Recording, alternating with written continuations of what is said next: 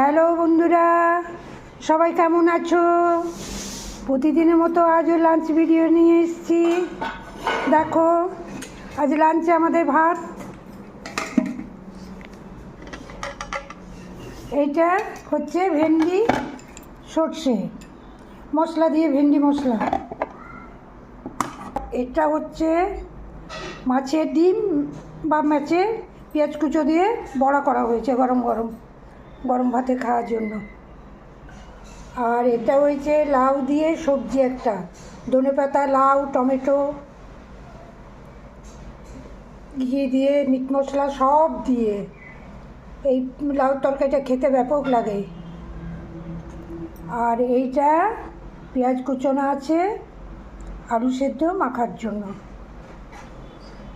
বন্ধুরা, আর একটা মজার জিনিস বলি, এই যে কবে কলা ফুল ছাড়ানো হয়েছিল, এক সপ্তাহ আগে ঢাকা দেওয়া ছিল ফ্রিজে, মনে ছিল না। আজকে বরফ জমে বরফ, একবারে সোনমার্গের বরফ হয়ে গিয়েছিল।